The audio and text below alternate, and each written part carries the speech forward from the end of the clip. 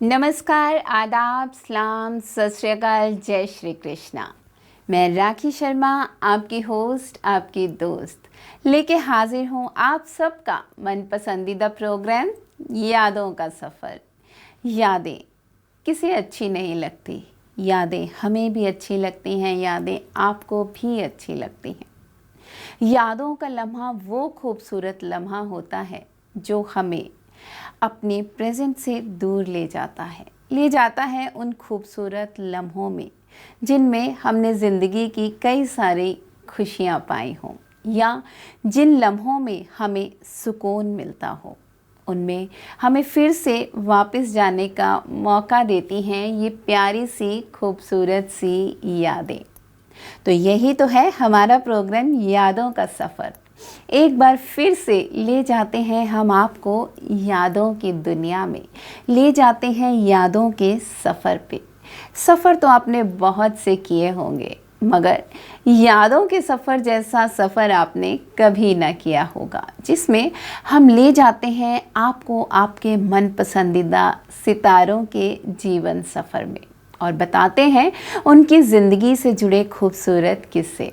तो जनाब, हर बार की तरह इस बार भी हमारे प्रोग्राम यादों का सफ़र में हम लेके आए हैं दास्तां एक ऐसे किरदार की जिसने थोड़े समय में ही बॉलीवुड में अपना नाम जमा लिया था, अपना सिक्का जमा लिया था, या कह लीजिए पहली मूवी से ही उसने सबके दिलों पे राज करना शुरू कर दिया था। तो जनाब, आज बात कर रहे हैं हम ऐसी अदाकारा की जिसकी खूबसूरती खिलते दिन की तरह, खिलती धूप की तरह, या कह लीजिए पूरे चाँद की तरह, ईद का चाँद आपने देखा होगा कितना खूबसूरत होता है, बस वैसी ही खूबसूरती की मलिका थी वो। चाहे आँखों की बात हो या हो उनके चेहरे की बात, हर चीज़ में बिल्कुल अलग थी। आपको याद होगा राम तेरी गंगा मैली में एक सफ़ेद साड़ी में नहाती खूबसूरती की मलिका। जी जनाब, आज बातें होंगी यादों का सफ़र में उसी खूबसूरत मलिका की। मेरी बातों से आपको अंदाज़ा तो हो ही गया कि हम बात किसकी कर रहे हैं। तो जनाब, आपका अंदाज़ा बिल्कुल दुरुस्त है। आज हम बात करने जा रहे हैं the most beautiful and glamorous actress Mandakini की। जी हाँ, मंदाकिनी। जैसे ही मंदाकिनी का नाम आता है तो राम तेरी गंगा मैली आ जाती है। बिल्कुल जनाब, राम तेरी गंगा मैली की जो खूबसूरत सी हीरोइन थी वही मंदाकिनी। तो मैं राखी आज यादों के सफ़र में ले चलूँगी आपको जीवन सफ़र पे मंदाकिनी जी के संग। मंदाकिनी की बात की जाए तो इनका जन्म 30 जुलाई 1963 में मेरठ, उत्तर प्रदेश में हुआ था। और अगर नाम की बात की जाए तो मंदाकिनी तो इनका बचपन का नाम नहीं था। इनका बचपन का नाम था जैस्मिन जोसेफ। जैसा कि नाम से ही पता चलता है, जैस्मिन जोसेफ वो एक एंग्लो इंडियन परिवार से संबंध रखती थी। उनकी माँ मुस्लिम थी और उनके पिता ब्रिटिशर थे। उनके पिता का नाम था जोसेफ और इन दोनों की लव मैरिज थी। मंदाकिनी बचपन से ही बेहद खूबसूरत थी। उनके लंबे काले घुंघराले बाल, खूबसूरत आंखें, गोरा रंग सबको आकर्षित कर लेता था और सब देखते ही कहते थे कि जिस तरह की ये खूबसूरत है लड़की तो ये बड़ी होके कोई फिल्म स्टार ही बनेगी। और बातें सुन सुन के कहीं ना कहीं मंदाकिनी के मन में भी आ गया था कि वो एक अभिनेत्री ही बनेगी।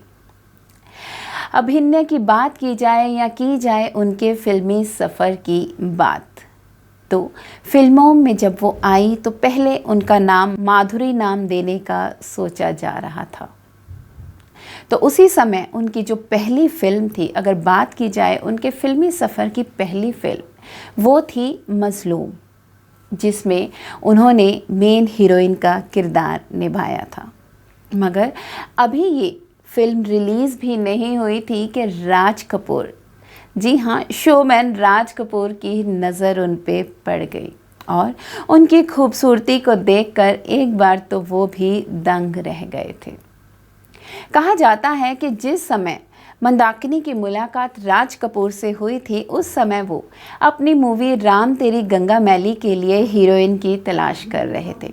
हालांकि उन्होंने उस मूवी के लिए मन ही मन बॉबी फिल्म की हीरोइन डिम्पल को साइन करने का फैसला कर लिया था।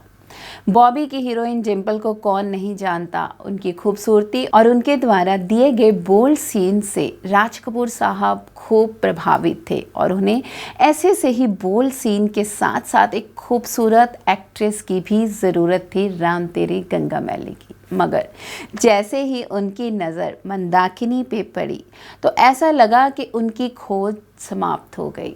एक तो नया चेहरा, उस पर खूबसूरती की मलिका और उसके ऊपर बोल्ड सीन करने को वो तैयार थी।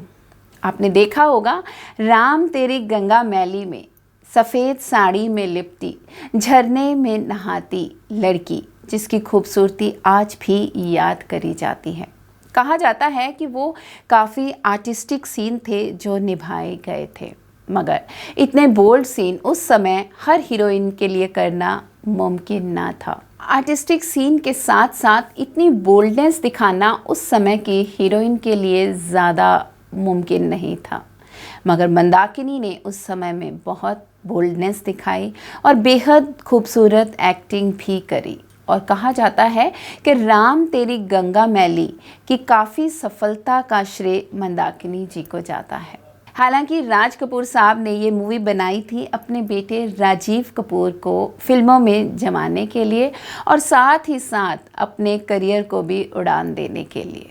राज कपूर साहब के करियर को भी उड़ान मिली और मंदाकिनी के करियर को भी। रातों रात वो सुपरस्टार बन गई, मगर कहीं ना कहीं राजीव कपूर इस फेम में धुंधले रह गए, खो गए। तो जैसा कि मैंने बताया, राजीव कपूर थोड़े से धुंधले रह गए इस फेम में। राजीव कपूर को वो फेम ना मिल सका जो वो डिज़र्व करते थे, क्योंकि मंदाकिनी के बोल्ड सीन्स ने ही सारी अटेंशन उनकी ओर खींच ली थी। कहा जाता है कि इसी कारण कपूर खानदान में आपस में भी रंजिश हो गई थी। राजीव कपूर साहब अपने पिता से इस कदर नाराज़ हो गए थे कि उन्होंने उनसे बात करना भी बंद कर दिया था और कहा जाता है कि उनकी डेथ पर भी वो नहीं गए थे। तो इस तरह मंदाकिनी जी, ये खूबसूरत मलिका, कपूर खानदान में कहीं ना कहीं दरार का कारण भी बन गई। तो बातें हो रही हैं मंदाकिनी की। मंदाकिनी की बात की जाए तो उन्होंने उस समय बेहद बढ़िया से बढ़िया सुपरस्टार हीरोज़ के साथ काम किया, या फिर वो मिथुन चक्रवर्ती हो, संजय दत्त हो। इसके साथ ही कुमार गौरव को आप जानते ही होंगे, जो कि लव स्टोरी मूवी से हिट हुए थे। लव स्टोरी मूवी हिट होने से पहले उन्हें मूवी श्री फरिहाद के लिए मंदाकिनी के साथ साइन किया गया, मगर जैसे ही लव स्टोरी रिलीज़ हुई और सिल्वर स्क्रीन पे आई तो वो ब्लॉकबस्टर हिट साबित हुई और कुमार गौरव रातों रात सुपरस्टार बन गए। और जैसे ही वो सुपरस्टार बने, उन्होंने ये भी घोषणा कर दी कि वो किसी भी नई हीरोइन के साथ काम नहीं करेंगे। तो इस कारण इनकी ये मूवी रुक गई, मगर उनकी झोली में और भी बेहद खूबसूरत से खूबसूरत मूवीज़ आई। अगर बात की जाए मंदाकिनी के करियर की, तो उन्होंने अपने फिल्मी करियर में बहुत खूबसूरत मूवीज़ दी। खूबसूरती के साथ साथ अपनी एक्टिंग स्किल्स के जौहर भी दिखाए।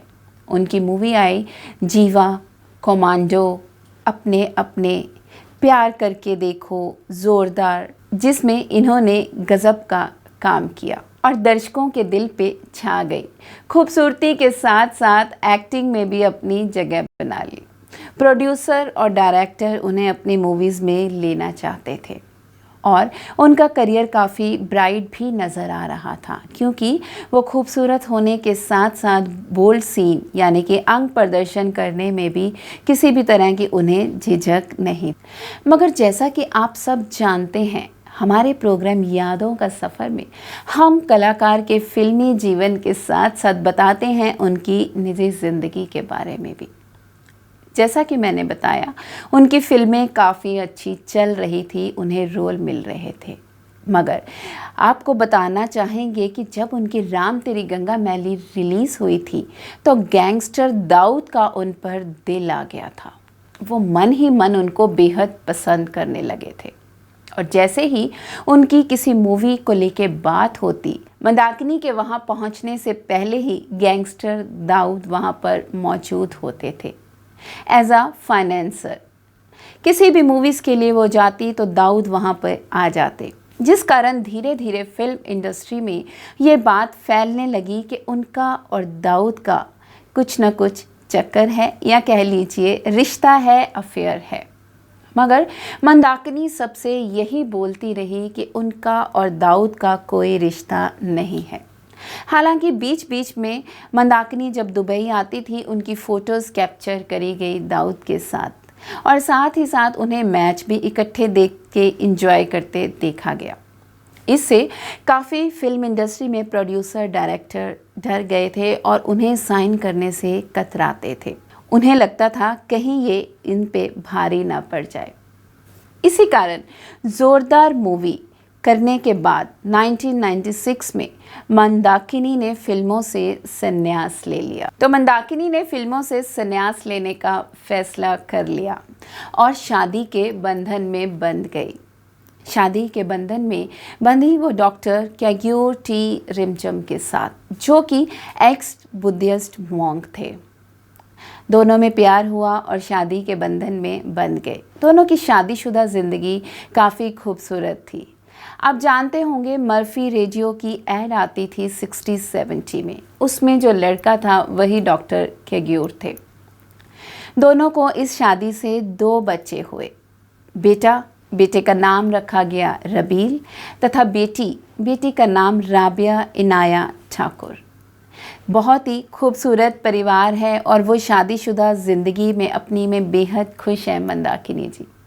हालांकि उन्होंने अपने शौक़ को ज़िंदा रखा और शादी के बाद उन्होंने सिंगिंग में भी अपनी किस्मत आजमाई और 2 एल्बम्स भी निकाली, जो कि ठीक ठाक ही रहे। उसके बाद वो धीरे धीरे अपने परिवार में रम गई, मगर साथ ही साथ वो भी अपने पति की तरह दलाई लामा की फॉलोअर बन गई और कहा जाता है कि वो बुद्धिस्ट योगा क्लासेस भी चलाती हैं और इसी के साथ साथ एक मॉन्क मेडिसिन शॉप भी रन करती हैं अपने पति के साथ। और वो फिल्मों से संन्यास लेकर अभी मुंबई में भी अपने परिवार के साथ खुशी खुशी जीवन व्यतीत कर रही हैं। कहा जाता है कि वो बौद्ध धर्म से काफ़ी इम्प्रेस्ड हैं और उन्होंने बौद्ध धर्म को काफ़ी अपनी ज़िंदगी में ढाल लिया है।